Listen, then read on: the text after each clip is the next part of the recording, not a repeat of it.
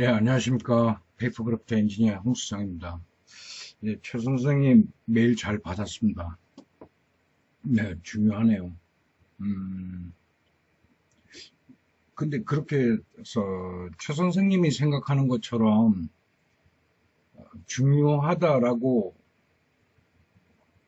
느끼시는 분도 계시지만 이걸 지금 뭐랄까요. 가치 있는 정보가 이렇게 대중화될 때 그 가치가 중요하게 전달되기보다는 너무 흔하고 정확하지 않은 부정확한 정보가 이렇게 혼합되어서 대중에게 알려질 때는 그 가치가 굉장히 값어치 없는 그런 자료들이 돼버리거든요.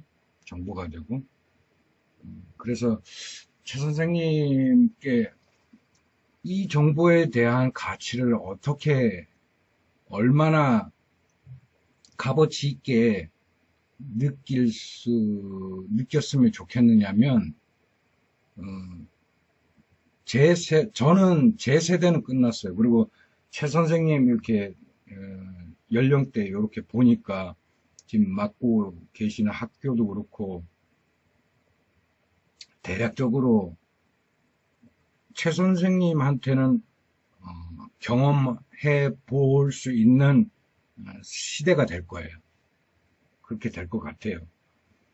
그래서 선생님이 요 개념을 잘 아셔야 되는데, 이제 문재인 대통령이 정권을 잡고 시대가 바뀌다 보니까 또다시 이제 진보라고 하고는 사람들의 목소리, 또 이 문화예술계뿐만이 아니라 많은 뭐 경제 사회 분야에서 그동안 목소리를 내지 않았던 사람들에 의해 가지고 터져 나오기 시작하는데, 이 사람들이 들고 나오는 이야기들이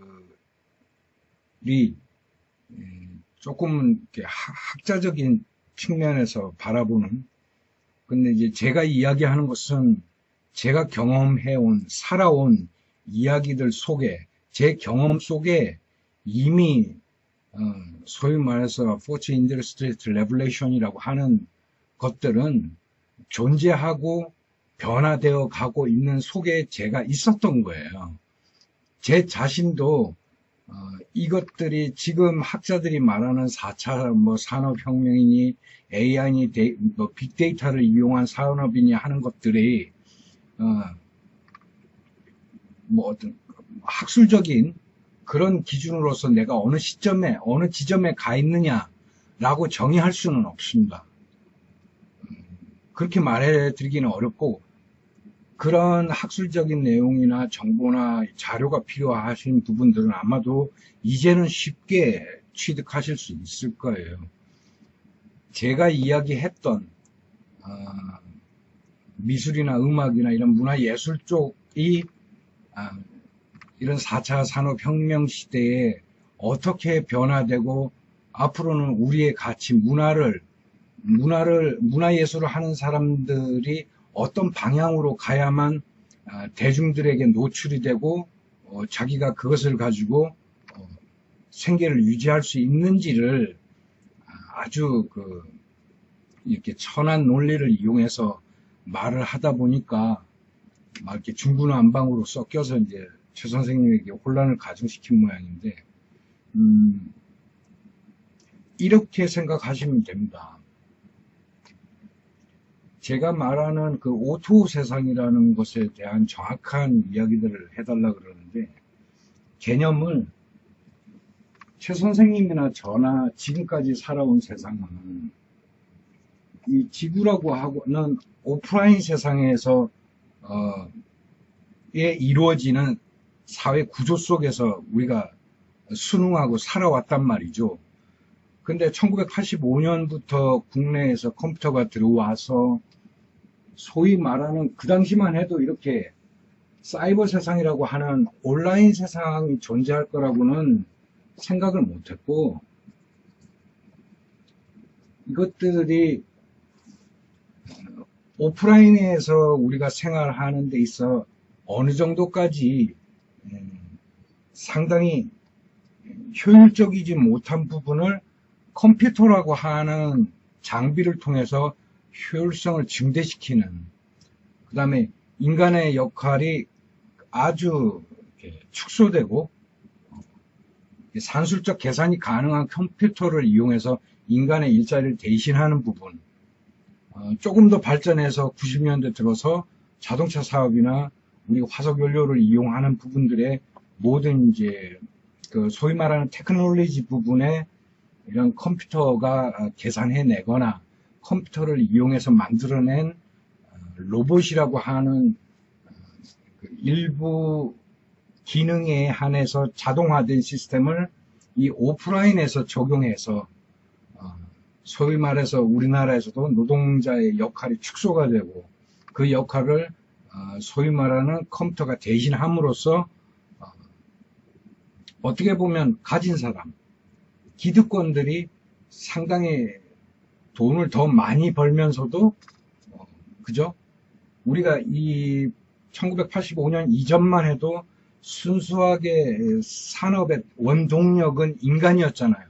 인간의 노동력으로 모든 산업들이 군사적인 측면이나 정치적인 측면을 대리해왔고 얼마나 나를 따르는 많은 부족민들이 있느냐에 따라서 그 경제 패권이 가름되었던 시대를 살아왔다란 말이죠.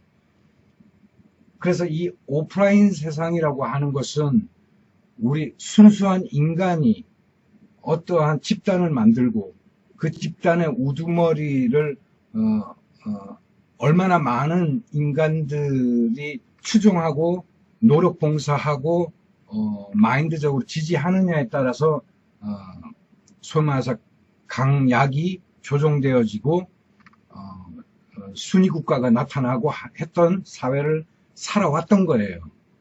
그런데 이것들이 밀레니엄 시대 2000년대가 들어서면서 이미 김대중 대통령, 노무현 대통령을 통해 가지고 많은 이제 인터넷에서는 제가 이런 얘기하면 자꾸 정치 얘기한다 그러는데 정치가 아니라 실제로 그동안 김대중 노무현 대통령 이전 시대만 해도 지금 앞서 말한 제가 말한 인간의 노동력으로 모든 경제적 사회적 구동적 역할을 해왔다라는 거죠. 이것들이 김대중 노무현 대통령을 통해 가지고 이 컴퓨터라고 하는 이 온라인 세상이 펼쳐지게 된 기초적인 단초가 마련이 되고 또 그 세계를 어느 국가가 먼저 선점하느냐가 이미 그 당시에 스타트가 됐다라는 얘기예요. 그래서 당시 2000 제가 정확하게 날짜는 기억하지 못합니다만 독일 같은 국가에서는 이미 그때부터 소위 말해서 그 4차 산업혁명을 자기들 나름대로 소위 말해서 뭐라 그럴까요? 인더스트리얼 레볼루션 4.0? 인더스트리얼 4.0이라고 아마 이때 당시 이미 독일에서는 인더스트리얼 4.0이라는 프로젝트를 실시했어요. 그래서 독일 같은 경우에는 2000년대 초반부터 지금까지 이걸 통해 가지고 이런 사람들의 프로젝트에 의해 가지고 벌써 의료 분야, 의료와 관련한 로봇 또는 바이오 분야는 거의 독일에서밖에는 장비가 안 생산돼서 나오는 거 말고는 제가 아직까지 세계 여러 나라에서 본 건 없어요. 거의 독일 같은 경우는. 그 다음에 의외로 일본 같은 경우에는 얘네들이 소위 말하는 4차 산업혁명 4.0이라는 프로젝트를 시행하려고 했으나 일본 같은 경우는 오히려 퇴화된 경우에 왜냐하면 얘네들은 온라인 세상 시스템을 오프라인에 적용하는데 오히려 국민 정서, 국민 문화, 정신 문화가 자기네들 신동 문화에서 조금 더 벗어나지 못하고 있었기 때문에 오프라인에서 이루어지는 소위 말해서 로봇이나 아니면 자동차나 산업 이런 것들이 생산된 것들을 자국에 적용 못하게 오히려 수출하는 데만 역점을 뒀어요. 그러는 바람에 오히려 유럽 국가나 미국의 그 기술을 빼앗기는 역할들을 한 거예요. 즉슨 뭐냐 그러면 오프라인 세상에 있었을 때 우리가 인간의 노동력을 이용해가지고 생산품을 만들고 그것을 남의 나라에 수출해서 돈을 벌던 시스템을 일본은 계속해서 사용해 왔다라는 거예요. 근데 다른 유럽 국가나 미국 국가들은 2000년대 초반부터 이들이 내세운 것은 자국에서는 인간의 노동력을 대신한 로봇이나 인공지능이 완벽하게 대처가 되고 인간은 그것을 통제하고 그것들을 소위 말해서 세계를 자기네가 그러한 만들어내는 뭐라 그래야 돼요? 그런 제품들을 세계 시장에 제품이 아닌 그런 아이디어나 데이터를 사용할 수 있게끔 뿌려버리는 작업을 한 거예요. 제 얘기가 조금 어렵죠. 어떻게 쉽게 설명을 못 배워놓으니까 설명 쉽지가 않네. 그러니까 유럽 같은 경우에는 우리가 2000년대 2000년 되기 이전까지만 해도 뭔가 이렇게 우리 산업에 필요한 의자나 가구나 이런 것들을 만들 때 오로지 인간의 노력을 동원해서 생산을 해내고 그것들을 수출을 해서 부가 수익을 얻는 방식이었다면 인간의 노력은 제외하고 인간의 지식이나 재능만을 로봇에 투여하고 그런 허드렛 일, 땀을 흘리는 노동력에 대한 일들은 로봇을 대신시켰고요. 그런 방법과 기술과 그런 데이터를 정보를 세계 각국에 뿌려버린 거예요.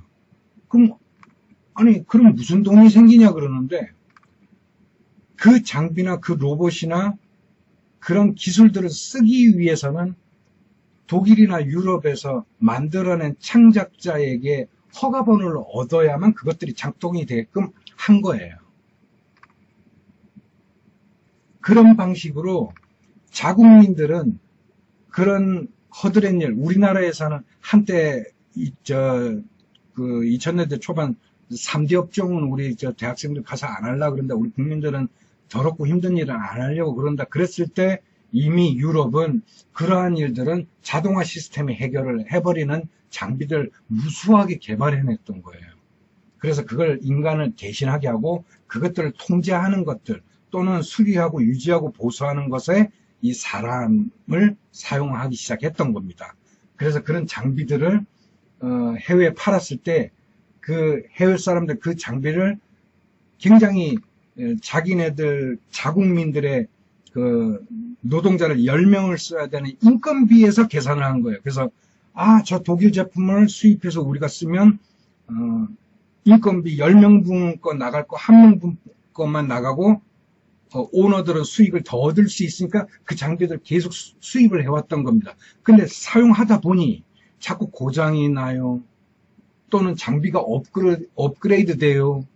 그때마다 수입한 국가에다가 문의를 해야 되고 허가를 얻어야 되고 그래서 그런 것들을 이 판매한 국가에서는 컨트롤하고 또는 달려가서 수리하고 유지 보수하는 역할로 노동자들을 변환시켜 왔다라는 겁니다. 이해가 되시나요?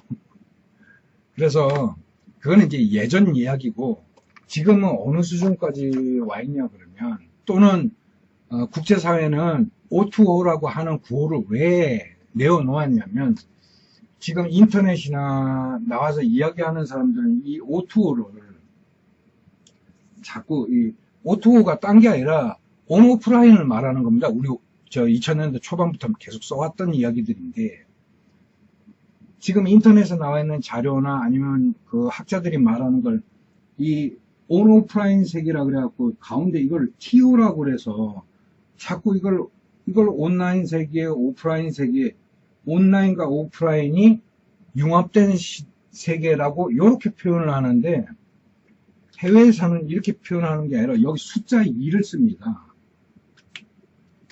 그러니까 영어 2가 아니라 숫자 2예요. 이게 정확한 개념입니다. 온라인과 숫자 2, 오프라인, O2O란 얘기예요. 이게 뭐냐면 2010년 이전까지만 해도 이렇게 별도로 오프라인 세상과 온라인 세상이 별도로 있고, 그래서 오프라인을 통해서 온라인을 융합시켜서 다시 오프라인에 푸는 방식으로 사회가 굴러갔었어요. 그런데 지금은 어떻게 됐냐면 이것들이 오프라인 세상과 온라인 세상이 이렇게 겹쳐져요. 그래서 이 가운데 우리가 살고 있는 이 첫 번째 세상이 아니라 이 두 번째 세상에 진입했다는 뜻이에요. 그리고 완벽하게 이런 사이버 세상에 사는 거를, 세상을 제3차원 세계라 그러는 겁니다. 그래서 지금은 오프라인과 이 온라인이 이렇게 겹쳐진, 이 가운데 합쳐진 두 번째 세상이 펼쳐진 거예요. 그래서 지금 국제사회에서는 말하는 4차 산업혁명을 지금 우리 국내 언론이나 학자들이나 이런 사람들이 말하는 이런 완벽한 사이버 세상이 다가오는 걸로 지금 계속 이야기를 하는데, 그게 아니고 이 사이버 세상이 오프라인 세상의 일부로 합쳐진 거예요. 그래서 국제사회는 이 두 번째 세상을 만들어가고 준비해 나가는 겁니다. 그래서 이미 유럽이나 이런 나라에서는 앞서 말한 시스템보다 더 발전이 돼서 완벽하게 인간이 금전적으로나 아니면은 경제적으로 수익을 발생시키거나 활동하거나 아니면 대외적인 내용들을 주고받고 하는 것들은 사이버에서 밖에는 이루어지지 않아요. 이 사이버를 통해, 사이버 세상을 통해서 모든 것들을 우리가 그동안 오프라인에서 영유해왔던 TV나 방송을 통해서만 접할 수 있었던 문화 예술들이 사이버 세상에서 거래가 이루어지고 발표가 이루어지고 활성화되고 있다는 뜻입니다. 뭐 경제 분야나 산업이나 이런 것들은 국민들이 어떤 정보를 갖고 있든 어떤 지식을 갖고 있든 상관없이 이미 교류가 되고 변화가 되고 있으니까 그런 걸 받아들이는 것들이 또 새로운 것들이 나왔나 보지 하고 받아들이는 게 쉬워요. 2017년도 돼서도 이제 지금 어쩔 수 없이 전기차 수입하고 뭐 발표하고 하는데, 전기차가 중요한 게 아니라 무인 자동차가 이미 완성이 돼 있는데, 그러다 보니까 지금 문화적 충격을 뭐 염두에서 그런 건지 아니면 자기네들이 수익이 지금은 때가 아니고 좀 더 기다리는 것인지 한국에서는 정보를 주는 게 완전히 지금 오프라인에서 벗어나지 못한 정보로 지금 국민들을 계속 선동하고 있거든요.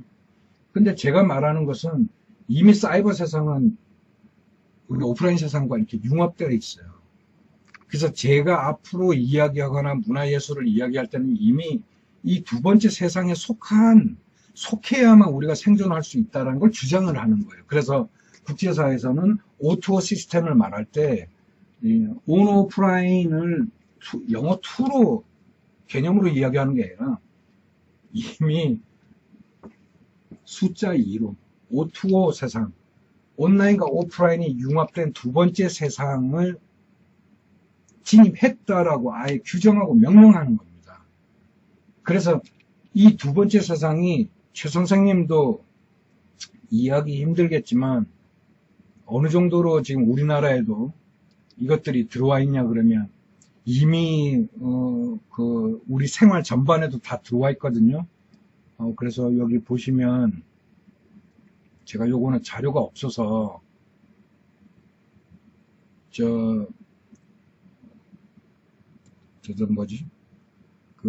미국의 이 사이버 소위 말해서 국가마다 이제 사이버 인터넷과 관련한 이제 정보를 가지고 정보와 데이터를 가지고 어떻게 지금 이런 사이버 월드를 만들어 가고 있는지를 이제 순위를 매기고 발전 상황에 대해서 막 이렇게 내놓는 사이트가 있습니다. 그것들을 정보를 뉴스를 봤는데 거기 사이트를 제가 소개해 드릴 수는 없고, 보면 여기서 뭐라고 써놨냐면 우리 국내에도 지금 들어와 있는 거예요. 스마트폰의 전자지갑이라고 해가지고 지금 SK 플래닛하고 KT가 이미 저 시스템을 운영하고 있다 그러네요. 그래서 핸드폰에다가 자기 카드나 이런 것들 고유번호를 집어넣고 핸드폰을 통해서 결제 시스템이 되고 하는 것들을 지금 요 정도 수준에 와 있는데 이미 국제사회는 뛰어넘었습니다. 그래서 한국은 SK하고 KT가 요 시스템을 운영하고 있고요. 그 다음에 우리 요즘 뭐 배달민족, 요기요, 배달통 이런 시스템 있죠. 요것도 딜리버리 시스템이라 그래가지고 이미 국제사회에서는 사용하고 있는 것.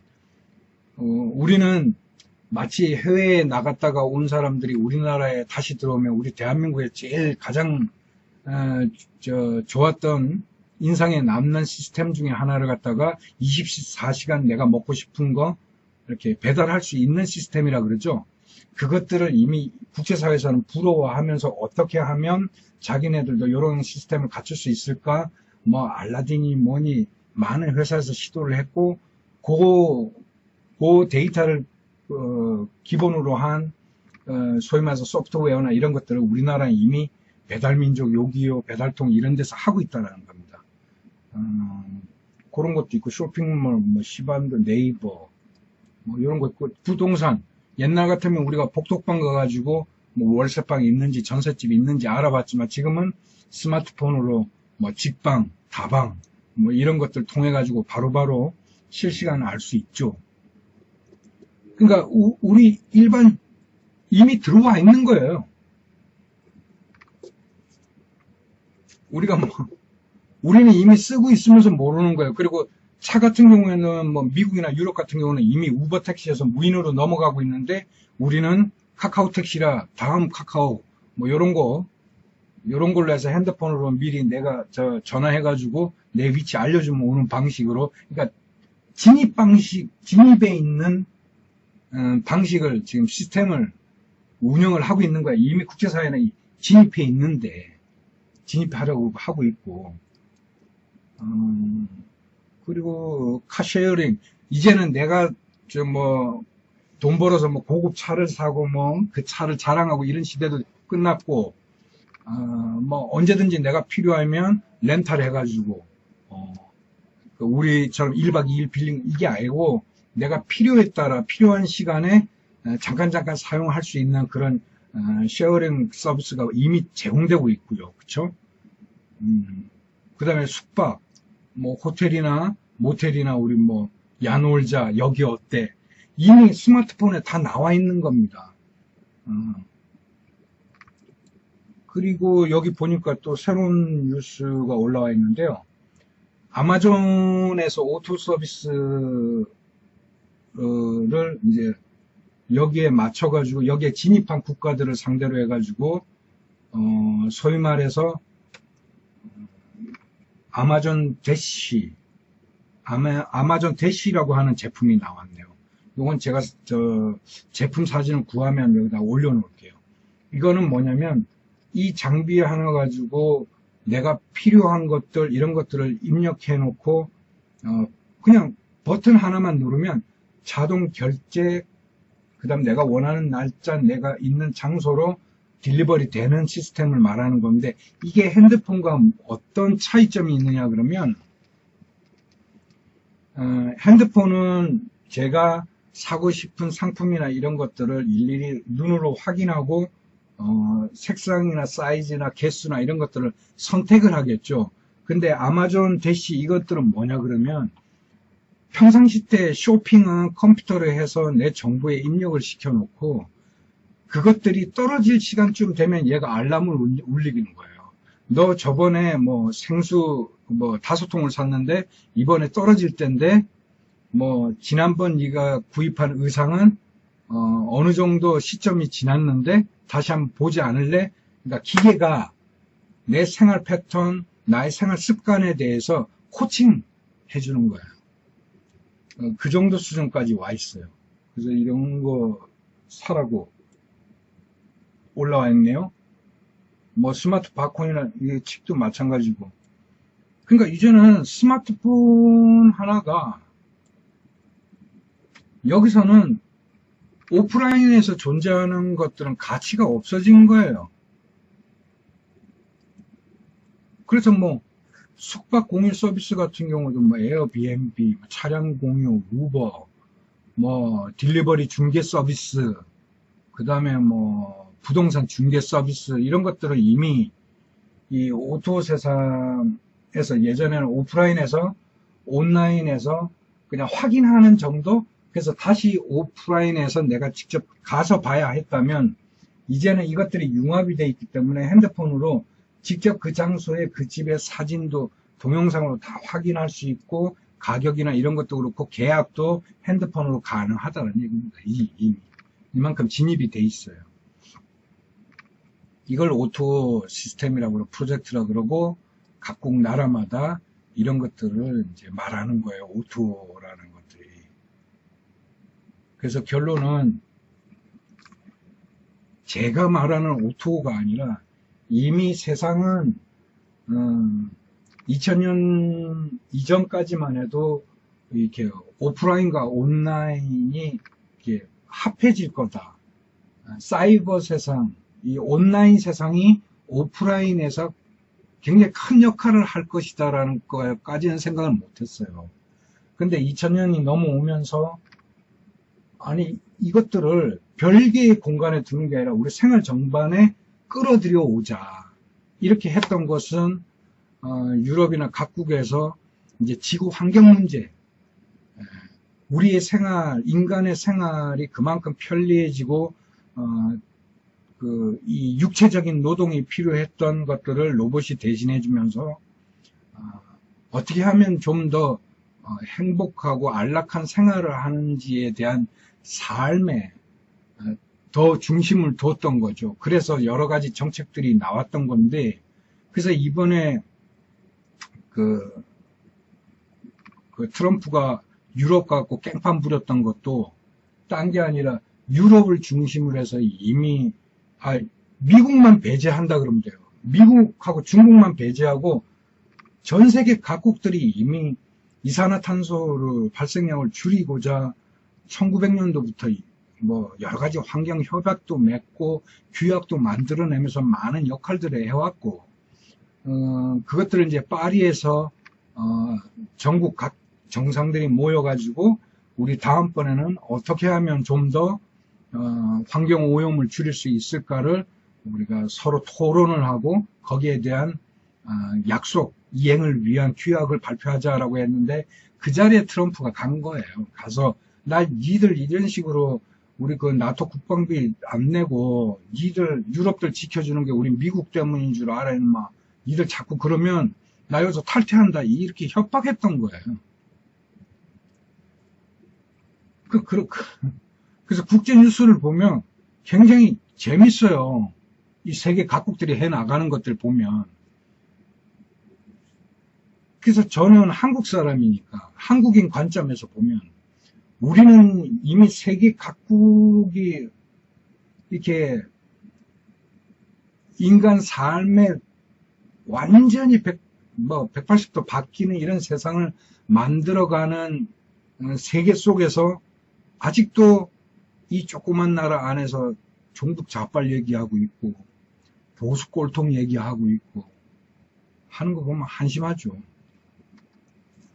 그래서 제가 이야기하는 게 아니라 국제사회는 이미 이러한 O2O 세상을 만들어가고 있고 우리 한국에서는 찔끔찔끔 의식 있는 친구들 안에는 자본을 갖고 있는 이 사이버를 중심으로 해서 기득권, 수익을 발생시키고 자신의 개인적인 재산을 증식하고 있는 친구들의 개인적인 정보 하나 가지고 지금 이 세상에 진입하느냐 마나의 결정권이 온 국민의 목숨과 관계되는 거예요.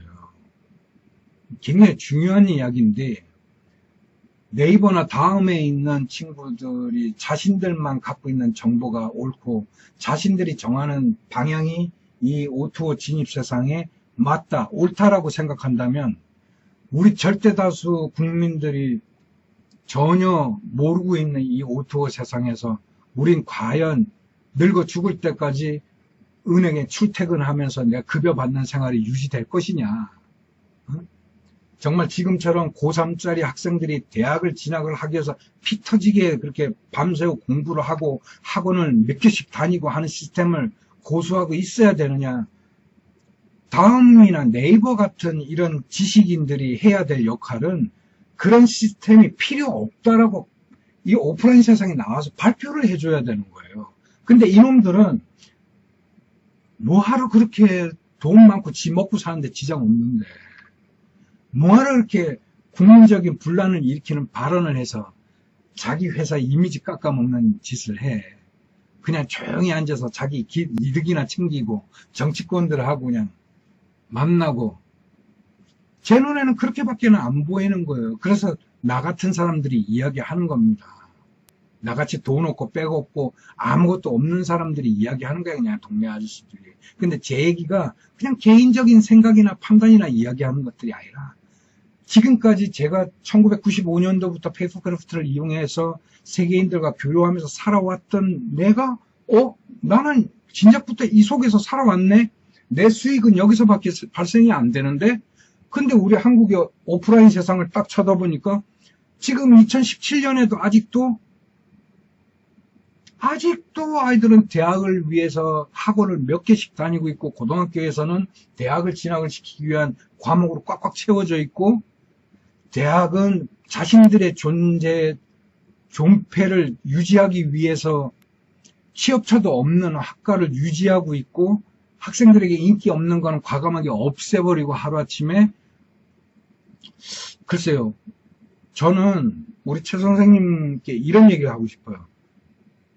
한국이 갖고 있는 교육제도나 이런 것들 선생님이 학생들을 가르치니까 이 O2O 세상을 말해줄 때 오프라인에서 요구하는 기성세대가 정보를 갖고 있지 않기 때문에 저같이 대학을 가지 말아라 하고 학생들에게 말하는 사람은 완전 또라이 취급을 받는 거예요. 지금 세상은 이미 여기 들어와 있는데 그럼 선생님이 해야 될 역할은 뭐냐면요. 아이들이 이 세상을 알 수 있는 정보를 찾아서 계속 주는 수밖에 없고 판단을 학생들이 하게끔 만들어야만 합니다. 최 선생님이 저같이 학생들한테 야 대학 가지 마 이럴 수는 없잖아요. 네.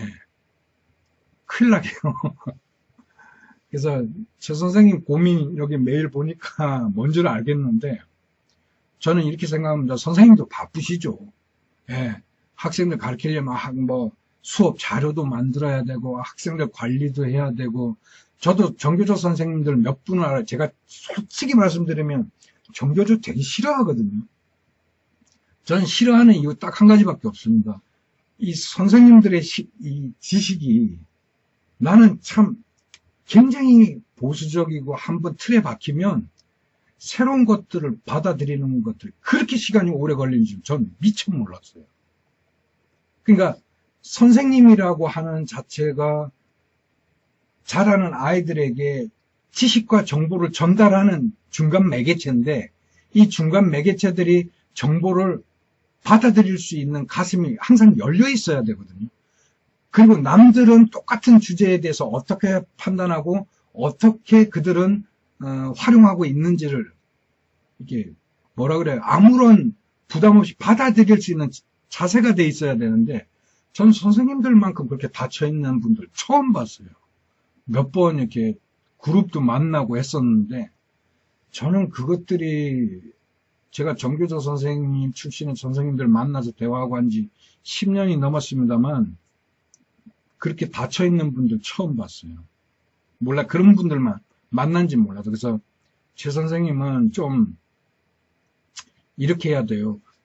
지금 선생님이 주변에서 전해주는 정보나 자료는 굉장히 극화되어 있고 반도라는 사관의 틀에 박혀진 우리 오프라인 세상에 딱 짜여진 시스템의 정보예요. 이거는 우리 지금 자라는 학생들한테 전혀 소용없는 겁니다. 전혀. 그래서 최 선생님이 지금 우리 학생들에게 시간만 있으면 사이버 세상과 관련된 기술들, 소프트웨어를 다루는 기술, 또는 정보를 데이터베이스화하는 기술, 이런 것들이 니네들 앞으로 미래의 직업이 될 것이고 사이버 세상에서 밖에는 수익이 발생되지 않는다는 것을 주지해 주셔야 돼요. 얘네들이 뭐 예술가가 되든 아니면 장사꾼이 되든 뭐 아니면 정치가가 되든 뭐든 지금 그렇잖아요. 정치하는 사람들도 예전에는 방송이나 우리가 뉴스페이퍼로 밖에는 정치라고 하는 이런 집단의 정보를 습득할 수밖에 없었지만 지금 어떻죠? 스마트폰 하나면 유튜브 뭐고 팟캐스트를 통해 가지고 정치인들이 지금 현재 이 시간에 무슨 짓을 하고 있는지 다 여기 알 수가 있잖아요. 그만큼 정보라는 것들은 우리에게 볼 수 있는 어떤 장애 요소 이런 것들은 없어요. 다 오픈돼 있는데 우리가 오프라인에서 그동안 관례처럼 해왔던 관습처럼 필요한 것들만 지금 주워 먹는 것들이 문제라는 거죠. 그래서 최 선생님께서는 좀 더 열린 마음으로 이 사이버 세상을 집중 탐구해 보셔야 될 거예요. 그래서 최 선생님 휘하에 있는 학생들에게 아마 이 사이버에 대한 세상을 전달해 주신다면, 이 정보를 주신다면 이 학생들은 앞으로 5년 후, 10년 후 세상에 나갔을 때 다른 반의 학생들보다는 좀 더 거부감 없이 또는 자기 진로를 정할 때 어렵지 않게 쉽게 이렇게 선택할 수 있는 막 그런 정도 역할만 해줘도 최 선생님의 역할은 충분히 했다라고 보는 거지. 또 지금 이 시간을 통해서 제 얘기를 통해서 O2O라고 하는 개념만 최 선생님이 익히셨어도 이건 성공했다고 봐야죠. 뭐 이렇지 우리가 큰 욕심을 가지고 막 이렇게 하기에는 너무 지금 이 오프라인 시스템과 정반대되는 막 이런 얘기라 하기가 제가 좀 그래요. 저는 또 정치가도 아니고 학자도 아니고 이것도 아무것도 아니기 때문에 신뢰성이라는 부분에서도 상당히 떨어지기 때문에 저 말고도 아마 4차 산업혁명과 관련해가지고 많은 이야기를 해줄 수 있을 겁니다. 단지 저는 페이퍼 크래프트를 하고 있는 친구들, 종이와 관련해 공예하는 친구들한테 오프라인 세상에서는 너희들 밥 먹고 살 일이 전혀 없다라고 해서 사이버로 지금 계속 푸시하는 중이고요. 그래서 이제 유튜브를 통해서 제가 계속해서 관심을 불러일으키려고 노력을 하고 기술을 공개하고 그것들을 흉내내고 따라해서 한국이 아닌 국제사회에 자기를 자꾸 이렇게 내보내라 하는 걸로 지금 저는 대신해서 구체적인 학술적인 내용이나 사례나 이런 것들 들어가면서 외국은 이런데 우리는 이래가 아니라 직접적으로 지금 학생들에게 푸시하고 있는 거예요. 급하잖아요. 이미 남의 나라들은 O2O 세상에서 이 두 번째 세상에 와 있는데 우리는 요 진입하는 초입에 있단 말이에요. 그래서 돈 있고 정보를 가진 자들만 저런 카카오 택시를 하는 거고 다바 직방을 하는 거고 배달의 민족을 하는 거란 말이에요. 그래서 그거는 요 초입입니다. 초입. 그래서 지금 페이퍼 크래프트에 대한 정보나 자료를 지금 국제사회하고 교류하고 한국에 알려주는 것도 참 정신이 없는데 시간 날 때마다 우리 최 선생님한테는 이제 직업이 앞으로 어떻게 바뀔 건가, 어떤 직업이 없어질 건가, 또는 요것만 잠깐 얘기할게요. 오프라인 세상과 온라인 세상이 융합된 이 O2O 월드에서는 인간의 노동력이라고 하는 것은 이 두 번째 세상에서 사이버에서만 이루어집니다. 더불어서 오프라인에는 진짜 엔지니어들만 남아요. 쉽게 설명을 드리려면 지금 뭐 백모시기가 그 음식 요리로 TV를 통해 갖고 그 우리 한국 사람들한테 인기가 없다 보니까 지금 오프라인 세상에 각 지점을 뭐 보니까 뭐 술집, 뭐 밥집, 뭐 심지어 짜장면집. 제가 한국에 있는 그 지역에도 저 중국집이 두 군데나 폐업을 했어요. 이 백씨가 창업한 짜장면집 때문에. 이거는 쓰레기입니다. 이런 시스템은. 그러니까 이 백모 씨는 집 프랜차이즈를 이 개념으로 도입을 한 거예요. 그래서 백씨가 운영하는 프랜차이즈를 가보면 사람을 5명을 쓸 걸 1명을 써요. 그리고 결제고 주문이고 모든 걸 자동화 시스템으로 요 초입이 갖다 놓은 겁니다. 요 시스템인데 앞으로 시대에는 그런 기계적인 음식을 돈 주고 사 먹는 것보다 직접 엄마가 직접 해준 밥. 그러니까 식당을 하더라도 정말 자기가 정말 그 음식을 만드는 정성과 노력과 기술을 융합해가지고 진짜 사람의 손으로 하는 밥집만 살아남게 될 거예요. 그러니까 백씨가 잘못 생각한 거예요. 순간적으로 이 사람은 그런 프랜차이즈를 전국적으로 하고 뭐 전 세계화해서 떼돈을 벌 수는 있을지 모르겠습니다. 이 한 사람이. 그러나 이 사람이 얻을 수 있는 건 돈 말고는 인간의 신뢰나 인간의 존엄이나 인간의 기본적인 이런 것들은 충족시킬 수 없어요. 특히나 대한민국에서는. 그래서 이 O2O 세상에서 인간의 노동력은 로봇이나 인공지능이 대신하겠지만 더불어서 반대급부로 오프라인에서 인정받는 진실로 진심으로 자기의 노력에 의해서 수제 구두를 만든다든가 핸드메이드 음식만을 하는 집이라든가 정말 핸드메이드 마켓 자기가 직접 시골에서 농사지은 농산물을 갖고 와서 신선하게 파는 마켓이 존재한다든가 이런 것들이 앞으로는 이런 온라인을 접목한 두 번째 세상에 진입한 프랜차이즈보다 훨씬 안정적이고 평생 갈 수 있는 직업이에요. 그래서 최 선생님 반에도 학생들 중에도 요리 잘하는 친구가 있으면 그런 친구들한테 학원 다녀서 사이버에 자기가 하는 음식을 내보이는 것도 중요하지만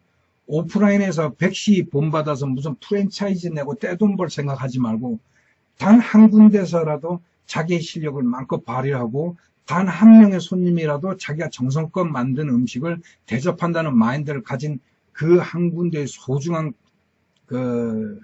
자기 마인드가 녹아있는 그런 마켓을 운영해 나가면 성공한다고 봐요. 그런 삶이. 그래서 오프라인은 진짜 기술자, 진짜 맛집, 진짜 인간이 하는 그런 기술이 접목된 핸드메이드 상품들만이 존재하고 그 나머지는 전부 사이버에서 다 이루어질 거라는 거예요. 그래서 페이퍼 크래프트라고 하는 것은 저는 순수한 오프라인 쪽 기술들만 추합하는 겁니다. 그래서 앞으로는 아마도 제가 젊은 친구들 많이 고용하고 나중에 이걸 방송화하면 아마 제 영상만으로도 유치원이나 초등학교에서 미술교육 일환으로 종이를 이용해서 굉장히 다양한 공예를 할 수 있는 것들을 프로그램들 제작해서 보여줄 생각도 있고요. 그런 개념입니다. 그래서 최 선생님 O2O 월드라는 거는 제가 말한 충분한 설명이 되지는 않았겠지만 좀 이해하셨는지 모르겠는데 만약에 조금 이해 안 되는 부분이나 있거나 이러시면 영어로 구글에서 O2O 이렇게 영어 TO 말고 숫자 2를 집어넣어서 영어 O, 온라인, 그 다음에 두 번째 오프라인 이런 뜻이에요. 그래서 O2O라고 한번 검색을 해보시고 번역해서 한번 보십시오. 그러면 국제사회는 어느 만큼 와 있고 어떻게 움직이고 있고 국내에는 어떤 회사들이 어떻게 운영을 해 나가고 있고가 보입니다. 그러면 우리 학생들의 특성에 따라서 사이버를 잘 이용하는 친구들은 그쪽으로 몰고 그 다음에 오프라인에서 진정한 핸드메이드로서 메이더로서 살아나갈 수 있는 재능을 갖고 있는 친구들은 오프라인에서 진정성을 가지고 자기 기술을 개발하거나 충분히 먹고 산다 하는 것들로 이제 유도하는 것들이 이들에게 진정한 진로를 방향을 가리키는 나침판이 될 수 있을 거라 믿습니다. 최 선생님, 제 수준은 이 정도밖에 안 됩니다. 만족한 대답이 되셨나 모르겠습니다. 여기서 마치겠습니다. 감사합니다.